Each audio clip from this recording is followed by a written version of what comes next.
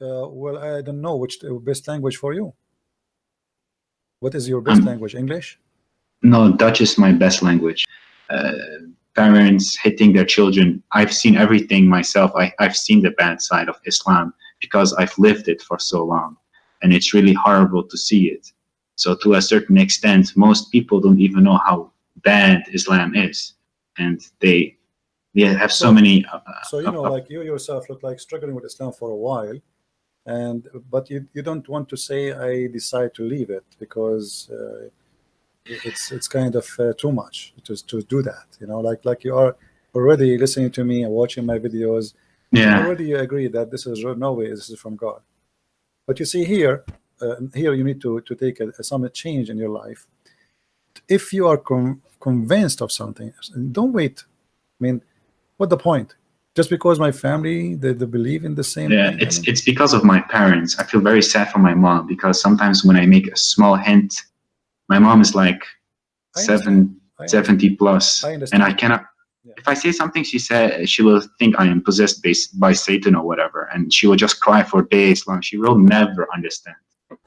وشفت ايده ممدودة ليا بلمسة شافية فتح عينيا نور طريقي غير حياتي أنا اللي كنت بعيد.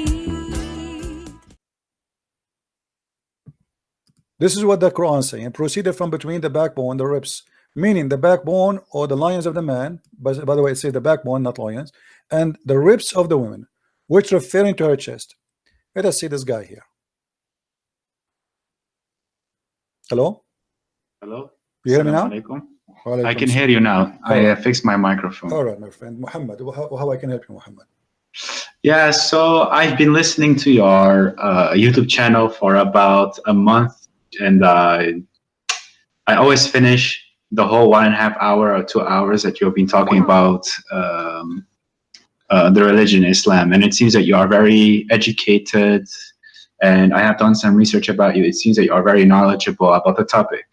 Okay. And I have some, I'm in doubt, so I'm just trying to confirm the things that you have already been saying. Okay. And basically, I've been thinking about, I heard that when Muhammad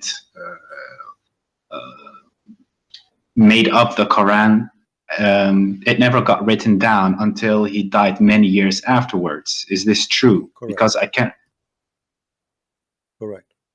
Okay, this is correct. Yeah. Do you know? And but do you know why? Do you know why this happened? from what I know, it seems that he didn't really give a shit. And No.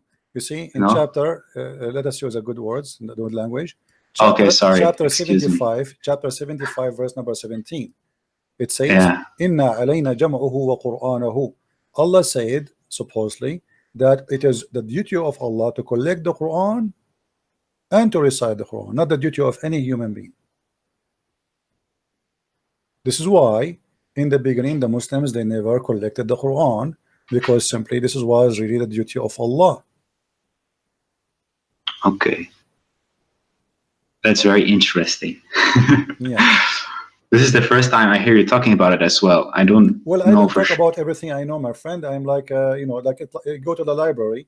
Unless you touch the book, you open it, you don't see what is inside, right? So you mention a topic, so we go there. So now here you notice here that Muhammad is claiming that the one who collect the Quran, it should be Allah. But this is proof Islam to be false, because never the Quran collected by Allah. Okay. Yeah, I've been trying to reach as much hadith and Quran since I've been listening to you, because every single time I hear you talk, I read the chapter you're giving us, and I'm just like blown away, because right now I'm nearing my 27th birthday, and my whole family is religious, and I don't know anything except Islam. And as I got older and I got more exposed to the internet, and as you said it, you walked for I don't know how many hours to a library to just read a book. When I came, when the internet became very available to me and I started researching my own religion, I felt that this is strange. It's very strange. So I'm just trying to collect as much evidence for myself to make sure that. How long you are listening to me today? I listened to you since the beginning of the broadcast. So you saw what happened with this gentleman before you, right? Yeah, Angelo. Okay, what do you think? Let us say if I am speaking to you, not him, from the beginning. What do you think? What is your decision will be after all of this?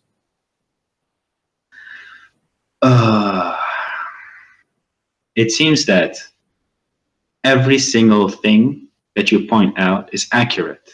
I cannot deny it because it's plainly written there, and I can understand Arabic a little bit, but when I go by word for word and I read what's there, it says just exactly how you say it. Some things get lost in translation. It almost seems that somebody is trying to cover up someone's behind because there are a lot of mistakes. So what that will lead you, my friend? You are, you are a smart person. You are watching. You are seeing. I never said something without showing proof. Correct?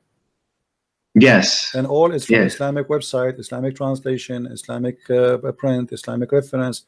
Nothing. I don't use the Bible to prove anything. Yes. Okay. So now what you with your you are a growing man, and you are watching for long. Not only this video today, you are watching for long. So isn't it enough after watching all what I showed?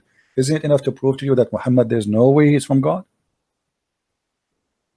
That's true, but I have a lot of family members who I have discussions with, and sometimes it gets quite heated, and then I try to help others as well, and I try to see whatever I think is wrong or right, and it seems that sometimes they are still trying to. I mean, they're still able to convince me somehow. Look, like how? Give me an example how they can convince you. Like what?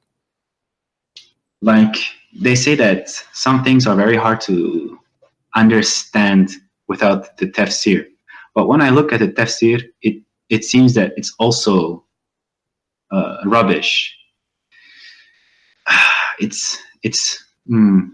I find it very hard to pinpoint what's exactly wrong, because sometimes they give references and you can interpret it in certain ways because of Arabic language. I will give you a tafsir. What is your education, my friend? My education? What do you mean with education? Did you go to school? Like, do you have some education? Yeah, I currently busy with my university. Okay, so I have studied other things as well. So this is my third. Okay, that's degree. That's wonderful. So you are a person who went to school. You are not like with my respect to everybody, some people did not have their chance to go to school, right? I mean, yeah, exactly. Cool, yeah. But look with me. This is chapter Qaf, verse number 1. Qaf wal Quran al-Majid. You said you know a little bit of Arabic, correct? Yeah, I can understand because I'm personally from Morocco, and I'm not from the Arabic part of Morocco. I'm Amazigh, the Berber. Amazigh, okay. Yeah, really, yeah, they're northern. It says, from his narration on the authority of Ibn Abbas, that he said, in the interpretation of Allah saying Qaf. Qaf is a letter. Qaf, he says, it is an azure mountain overlooking this world, and the color of the sky takes from it. Allah swear by it. Now your family, they say to you, you cannot understand unless you read the interpretation. Okay, this is the interpretation. What we will do now? There's a mountain surrounding the earth, and it's blue, and the sky taking its color from it. Yeah, this is strange. Exactly how you point out many things. This is also what I stumble upon, and I notice that it's very incorrect and it makes no sense. I don't know what I need to do with this kind of piece of information that somebody spent so much time making this up. Very confusing. And there is no reason for somebody as a Muslim to lie about his religion, right? I mean, those are scholars, those are not Christians, right? Yeah, and exactly. Yeah. So if we go and have you ever heard of a scholar? His name is Ibn Kathir. Yeah, Ibn Kathir, I know him. Yeah. Okay, who is Ibn Kathir? Muslim, they say, some of them, they say that Ibn Kathir is a very big scholar, but you will notice that the Muslims, when they want, they like Ibn Kathir. When they want, they don't want Ibn Kathir. Have you ever heard of a chapter? It's called Al-Qalam. Not sure. Maybe I know the what's written inside, but not necessarily the chapter name. Let me show you the verses. Chapter 68, verse number 1. Have you ever read this verse? I probably have read it, but sometimes, you know, also when I was younger, I was reading Quran the whole time, but Arabic is not my primary language. Okay. So I read it without knowing what it actually says. Okay. Well, if we go, let us see if we can get the interpretation for it in English. This is a chapter 68, verse number 1. Let us go here.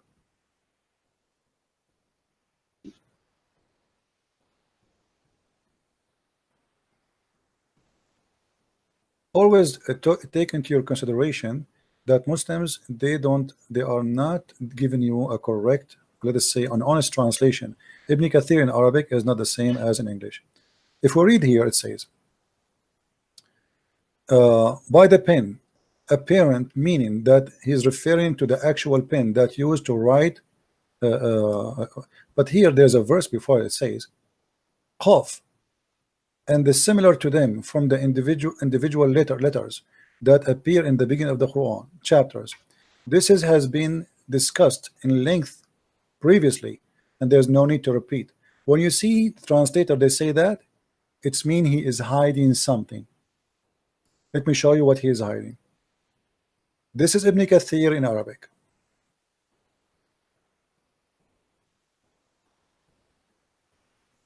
It says here, and this is the official government website of the Kingdom of Saudi Arabia. And here you notice how they lie and they fabricate in the translation. It says,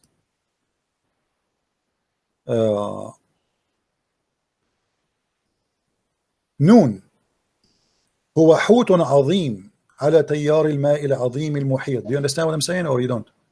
Not really. Okay. I catch no ball. Noon is a big whale on the ocean, and he is carrying the 7 earths, as the Imam Abu Ja'far ibn Jurayj, he said, ibn Jarir. And then he continued, says, Allah, he created Noon, and he made the steam go up, and then from there he opened a hole in the sky, and he made the earth flat, and all of this in the top of the whale Noon. And then Noon, he start moving, so the earth start moving and shaking. So Allah, he decided to put mountains in the top of the earth, so the earth will not move. Where we can find that in the English translation? It's gone. Period. Yeah, I also experienced this. You are completely right. Yeah, and here let me show you. If we go to the chapter of Moon, the same chapter we are talking about, okay, which is 68:1.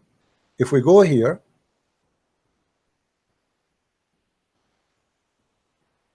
this is why you cannot learn Islam from Muslims, because simply, especially if you don't know Arabic, you know, they fabricate, they don't give you the true answer. Read carefully with me. This is Ibn Abbas. Your family, they say to you, you will understand the Quran only if you read the interpretation, right? Yeah, exactly. And let us read together. And from his narration and the authority of Ibn Abbas, that he said regarding the interpretation of Allah saying Noon. Noon, he says Allah swear by Noon. I mean, that's funny. Allah swear by Noon. Why Allah swear by Noon? People, they swear by something bigger than them, more important. Then, which is a whale that carries the earth on its back while in water, and beneath which is a bowl, and under the bowl there's a rock, and under the rock there is a dust, and none knows what is under the dust of Allah. Here, look at look at the honesty. Like, come on. I mean, we know everything, and behind the dust we do not know. Don't ask me, please. That's it. You know. So what is this? This is religion. The Muslims are reading this for centuries, and they believe in it. and now the Muslims, they will try to hide it from you. And then not only that, okay, are we done? We're not done. The name of the whale is Luwish, not Luwish Farrakhan. This is different Luwish, and it said it is Lotaya. The name of the bull is Bahamut, and some they say it is Talahut or Liwana. I mean, look how many names already. I mean, they are not sure.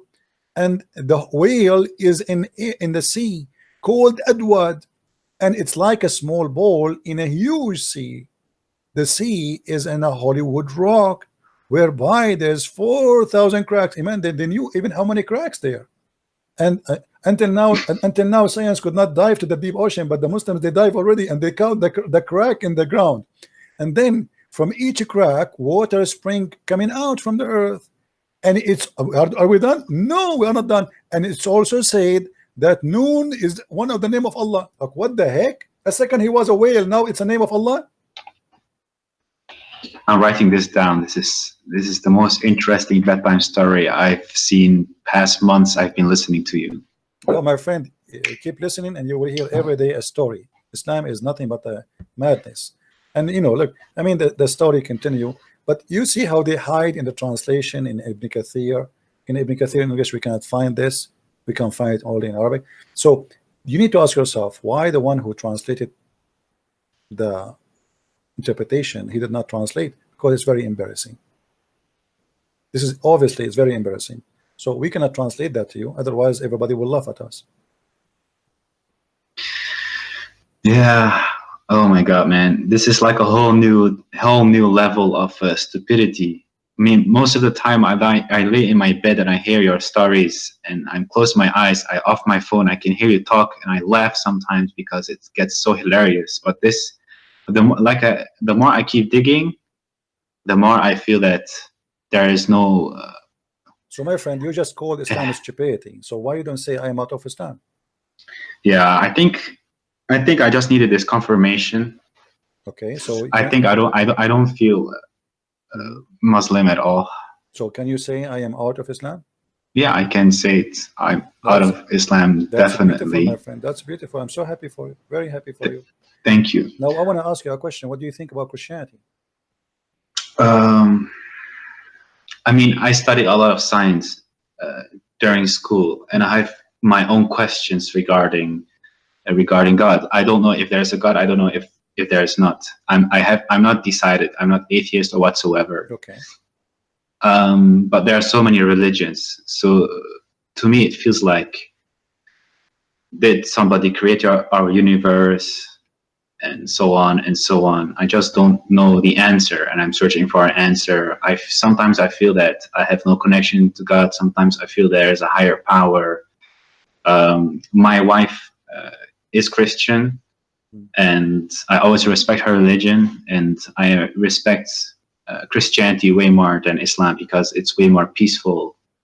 But when I look at the past of the religion, it seems it has not always been so peaceful. So I have my questions, but when I listen to you, it almost feels like you're not associating yourself with the past, which has a lot of bloodshed and so on, but you just have it seems that you have a personal connection to God and Jesus. Let me correct you, my friend.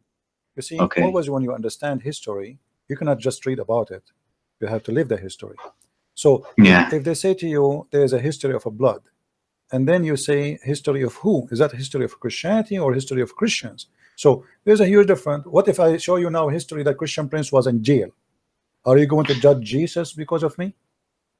No. Okay, what I have to do with Jesus? That's not even fair. I don't judge Islam because somebody he is a criminal. I judge Islam by the founder of Islam, by Muhammad. Nobody can say Muhammad was a bad Muslim, right? So I mean, if you say he's not a Muslim, that will be funny, right? Yeah, but he was quite a bad person. Okay, but he's a bad person, no problem. But but the question is, you cannot, I'm not judging Islam because a guy, his name is Osama bin Laden. I'm judging Islam by what Muhammad did. So if you want to judge Christianity, my friend, you don't judge it by Christian Prince, regardless if a Christian Prince is a decent man or not.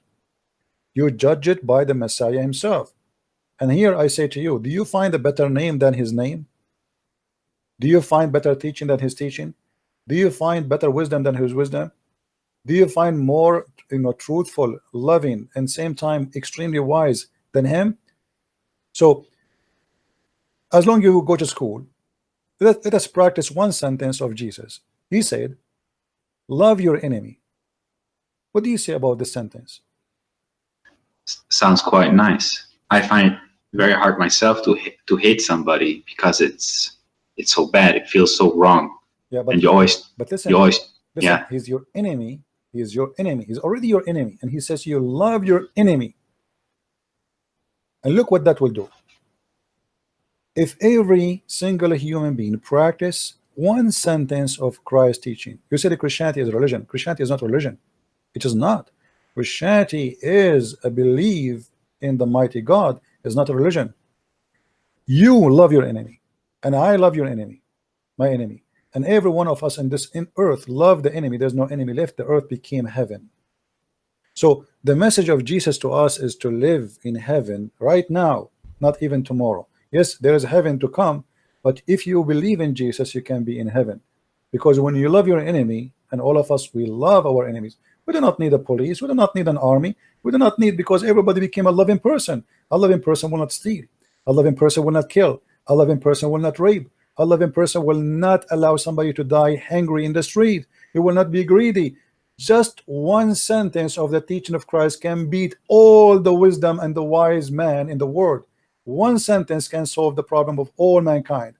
And this is why, my friend, I believe that he is the Almighty God, for nobody can be wise as he is. Is there something I can read up about on Jesus and God? Because I would like to know more. Read the four gospel, my friend, the four gospel. But as I said to you, I mean, yeah, one sentence for me is a gospel. Just one sentence. Because that sentence can solve all our problems. All the evil we have is based because we don't, when you love your enemy, that's mean you love everybody. That's it. There's nobody, there's no limit. Human being have a problem that he love himself, but he don't love people. Even if somebody love a family because they provide him something, like I don't want to be lonely, so I love my children. Maybe I don't want to be lonely, so I love my wife. But you will see the Messiah, he come to us with extreme love, exceeding the limit and the mind of a human mindset. Love your enemy.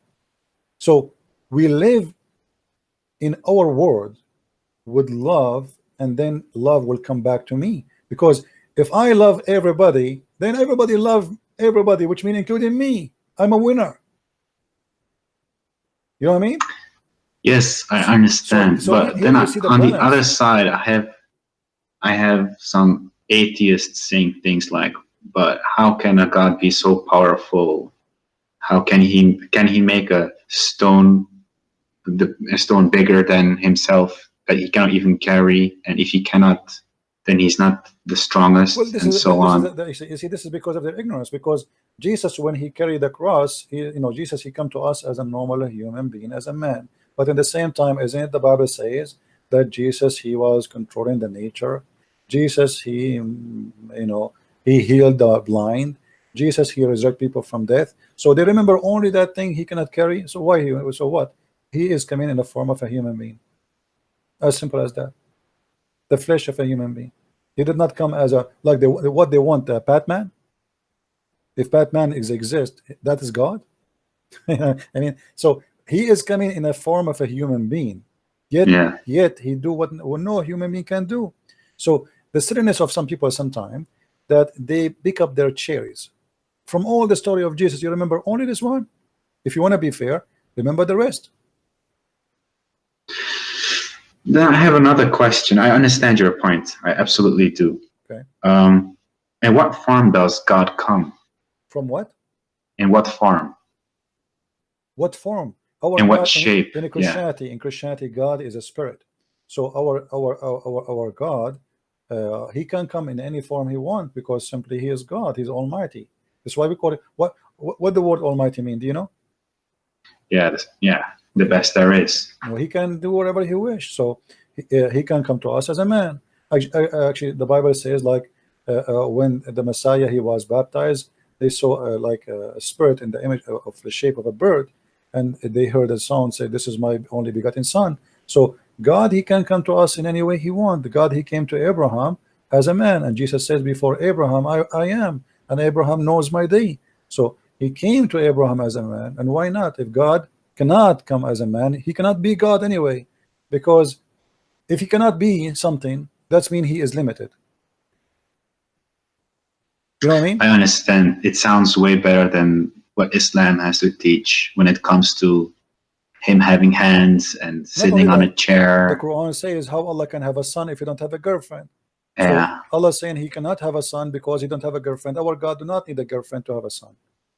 Secondly, we don't understand that God, he have a son in a physical way, which means God, he have sex with the women, and then they give birth to a person. His name is baby Jesus. That's not a story.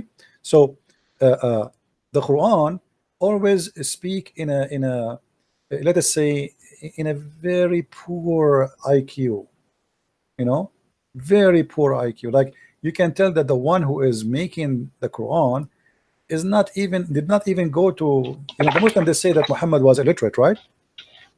But Yeah, but you also said on his dying bed or whatever, when he was about to die, he gave me a piece of paper and pen or whatever. Actually, I don't agree he's illiterate. That's what the Muslim says, but that's not the question. Yeah. Illiteracy, my friend, is not about being, you knowing how to write, how to read. Illiteracy is about being ignorant. And this is what the Quran says. The Quran never said Muhammad did not know how to write, how to read, but how you can, you know, confirm to the ignorant, to say to them, your prophet was not illiterate. The Quran says that. You see, if you go in the Quran, the problem that Muslims do not want to listen. You go in the Quran, chapter 2, verse number 78. Can you see the screen? Yeah, I can. Okay. What the verse saying? We can change the translation if you want. I don't know what translation you like to read. We can go, let us say, Yusuf Ali. Yeah, it's any translation is okay with me. All of them, they are wrong, by the way. I don't take any one of them, but you know, as always, we say customers come first. You know, this is customer first policy. Okay, this is Yusuf Ali. Okay, and they are among them illiterate who know not the book. Do you see it? Yes. So who is illiterate according to Quran? The one who don't have a book, who do not know a book. Nowhere in the Quran says that illiteracy is about knowing or not knowing how to write, how to read. The Quran confirm in many verses, but Muslims are, what I can say, I don't want to say something, it's very embarrassing. The whole Quran says it clearly that the illiteracy the Quran speak about is about not knowing the true God, and you don't have a book. That's why the Quran called the Christians and the Jews people of the book. Yeah, I hear it quite often. Yeah. What does it say in Arabic when it comes to illiteracy? That's it. Ummi. This is, you see the word illiteracy is ummi. Here you go. This is the word the Muslim they say that Muhammad is ummi because it says in the Quran that he is ummi. But ummi is taken from the Jews. You know, the Gomai in the Bible is the one who is, they are from the nations. They are not believers in God, so they call them illiterate. You know, all those verses in front of us. It says and confirm that. As an example, it says here. Chapter 3 verse number 20,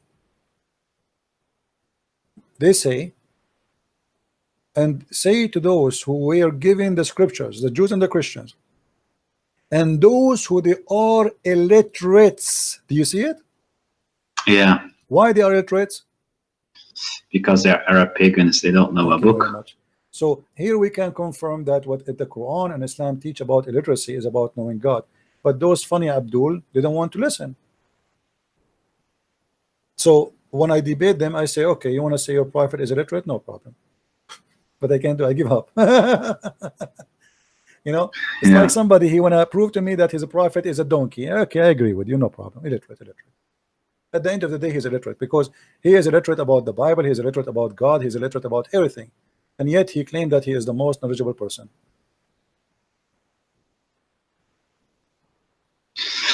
So right now I'm like 60% there. Like for 60%, I believe it, but there's still like a big piece where I find it. My friend, you already left Islam, and we are Yeah, happy yeah, for you. absolutely. So, you know, trust me. I am not going to invite you for something bad, which me myself am happy to have. If a Christianity, if being with a Christ is something ugly, nobody is forcing me. I live in America. I am a free man. I can be an atheist in a second. Exactly. So why in the world I want to believe in him? And I think you can tell I am not a low IQ person. Yes. So why in the world I want to believe in the Messiah? And why I want to invite you to believe in him? Let me tell you something, my friend. Your name is Muhammad, right? Yeah. Okay. Muhammad. Time go fast, and nobody guarantee what is going to be tomorrow. Tomorrow might never come. Maybe to me, maybe to you. I might go to sleep, never wake up. It happened to millions of people before us. It happened every day. Do we agree? Exactly. Yeah, that's true. So what is my guarantee that even tomorrow will come? I am invite you right now to accept the Messiah. The Messiah, he said clearly, there's no salvation but by me. I am the truth. I am the resurrection. I am the Alpha. I am the Omega. So I am inviting you now to accept, because this is an opportunity might not come to you tomorrow. You never know. Maybe an hour from now, me and you, maybe we die. Yeah, but how about if I feel that almost to a point that I'm trying to believe, but deep inside I feel like I'm still not all the way there. So even if I would accept it, it still feels like I'm not honest. Because no, I don't want you to accept if you don't believe. Yeah. No, we don't do that. We don't say Shahada in Christianity. No. I'm not asking you to say I accept the Christ if you don't accept the Christ. You have to be honest, because even that, if you do that, still you're not saved. You're not saved. You know? Yeah. You have to say it from your heart. You have to be a believer. You know? The Messiah, he said, not everyone says to me, Lord, Lord. So saying to him, Lord, will not save you, my friend, unless you believe in him and you follow him. So I am asking you to believe and to follow, not to say I accept. Saying I accept is just to announce your belief, but not just to say a statement and that will save you. I understand. I understand you completely. So that's why I don't want to do like a false conversion. No, where, I don't want you to do that. Oh, yeah. When in about a week I might still have doubts, and then you know, I will feel that I will personally feel that okay, I was not ready yet to do it. No problem. Because personally, like I said, my wife is Christian. Her whole family is Christian, and they have nothing else than Christianity. I've also back in when I first was dating her like 3 years ago, I went to a church, and then it felt still very strange to me. I just wanted to experience, because I've always been very open to everything. And right, friend. You know, I will pray for you, and I ask everybody here in the chat, please pray to our brother here, Muhammad, so the Lord will open his eyes and will bring him to see the truth, and the truth will set him free. We pray, my friend, that the Lord will help you, will guide you, will open your eyes, and he will receive you. He said, knock at my door and I will open for you. So please, my friend, all what I'm asking you, don't say anything, just knock at his door. Say to him, Lord, I want to know you, the Messiah, the Christ, the great name, though everybody speak about you, where are you? I want to know you. Show yourself to me and tell me more about you. Let me see you, let me know you. Then I will believe. And my friend, he will answer your question, and he will answer to you. And I will be happy to have you again in my program here. Anytime you feel you have a question, you want to talk to me, you want to say I accept Christ and give us the great news, or even says I don't want to accept, you are welcome to call me. Yeah, I really appreciate it. I really appreciate the prayers. I've been following the chat as well. I appreciate everybody being so nice and everything. I can really feel the warmth from the Christian community, and it's like completely different from Islam, where as soon as you have doubts, it's like kafir billah, you know, astaghfirullah, and that kind of stuff. So I definitely appreciate all the prayers, but to a certain point I even envy people who have beliefs, because right now I feel like I'm without any faith.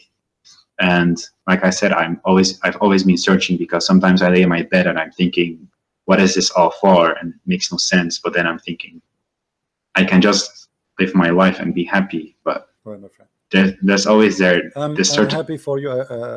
First of all, regardless what your decision, first of all, you did the right thing today. You decide to leave Islam at least, which means now you are ready to receive the good news. Because the first thing we need to do before we can build a house is to establish, let us say, the corners of the house, the rocks of the house.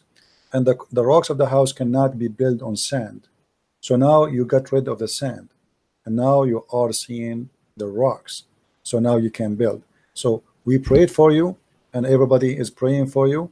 And let us pray, all of us together, that soon the Lord, He will bring you, and He will make you, and He will help you to build your house. A house with your beautiful family, beautiful wife, children, to be all of you enjoying the word and the teaching of Christ. And you will see how amazing that life will be. Actually, there is something I did not share with anyone. All of you, I was, for the last week, having very hard time, blood pressure. Even I bought blood pressure to see what's wrong happening with me. And I tried, really horrible. I cannot even concentrate. And then I decided yesterday to pray a deep prayer from my heart. And for sure, this is the deep prayer. It's about me.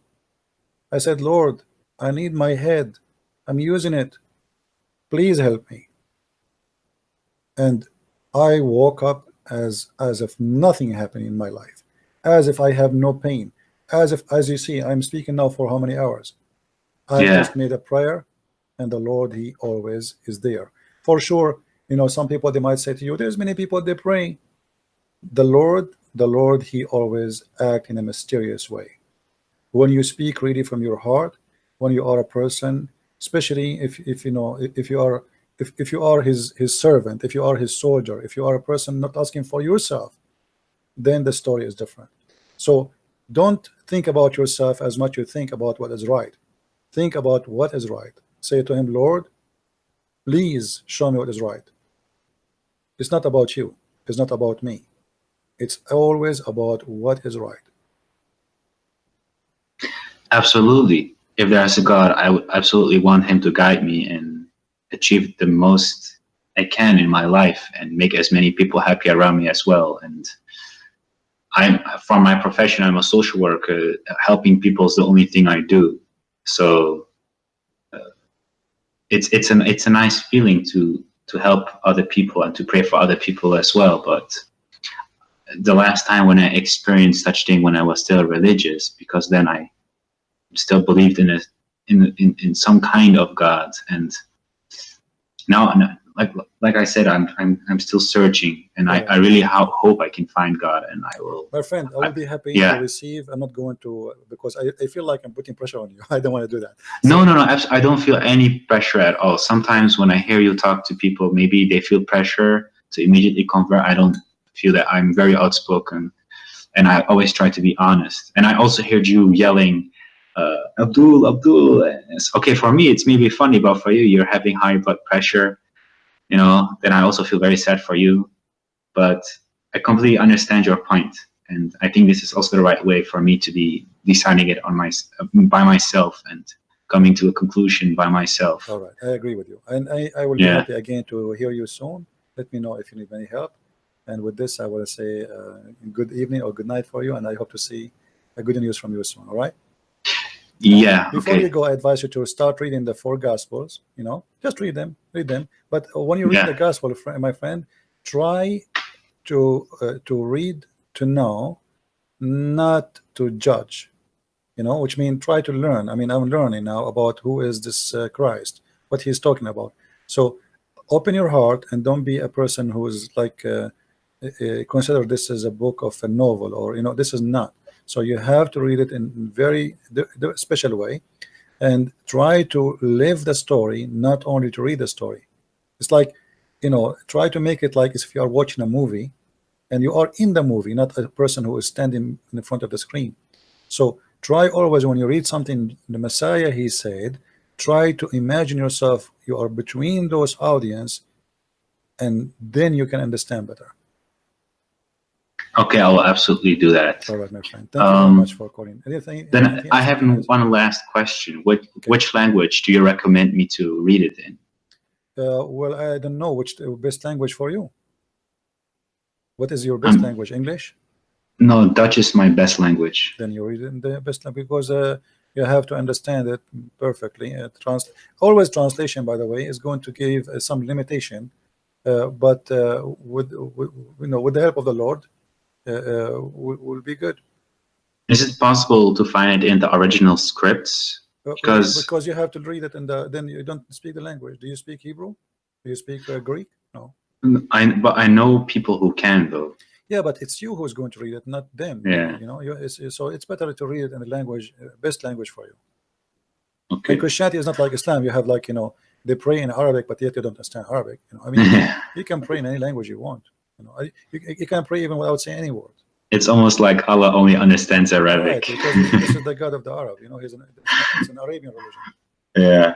Anyway, my friend, thank you very much for calling. Okay, man. Blessings to you. I hope you can manage our high blood pressure. Don't let those God is good. ignorant people make you angry. Always try to calm down and don't get your health like but you can. in a bad shape or whatsoever, because sometimes they can really hear you yell so much, and I feel so sad for you. So please, what we can do, sometimes I feel sorry for them, and I lose at the end of the day, I'm a human like everybody, and you lose your patience. I mean, you repeat the same stupid thing and still somebody don't want to get, and that's what make you upset. Yeah, but they are so indoctrinated. But I think the small things that you say to them, it still plants a seed in their mind, and they will start to doubt. And as soon as they research themselves, that's what happened to me. Have you ever saw like a faucet dropping water for a long time? Yeah. Do you know what the faucet can do? A drop of water in the rock downneath is going to make a hole. Yeah. And that's what we do here. Exactly. Thank you. That's why I also try to do the same thing what you do to other people around me now that are also still Muslim, because I still see too many Muslim people do crazy things just because of their religion, even though they live in Western Europe and they believe in a faith which is not compatible with the life they're leading here right now, because of the riba and all the crazy things, the hijab, people missing job opportunities just because they have to wear the hijab, parents hitting their children. I've seen everything myself. I've seen the bad side of Islam because I've lived it for so long, and it's really horrible to see it. So to a certain extent, most people don't even know how bad Islam is, and they have so many. Like you yourself look like struggling with Islam for a while, but you don't want to say I decide to leave it, because it's kind of too much to do that. Like you are already listening to me and watching my videos. Yeah. Already you agree that this is no way this is from God. But you see here you need to take some change in your life. If you are convinced of something, don't wait. I mean, what's the point? Just because my family they believe in the same thing? It's because of my parents. I feel very sad for my mom, because sometimes when I make a small hint, my mom is like 70 plus, and I cannot. If I say something, she will think I am possessed by Satan or whatever, and she will just cry for days long. She will never understand. So to me, it's very hard and very difficult, because it causes me a lot of pain. Yeah, I understand. Okay, my friend, I had to let you go, and feel free to call me when you feel like talking again. All right? It's good. Thank you very much, man. Have a good night. Take care, you too. Bye-bye.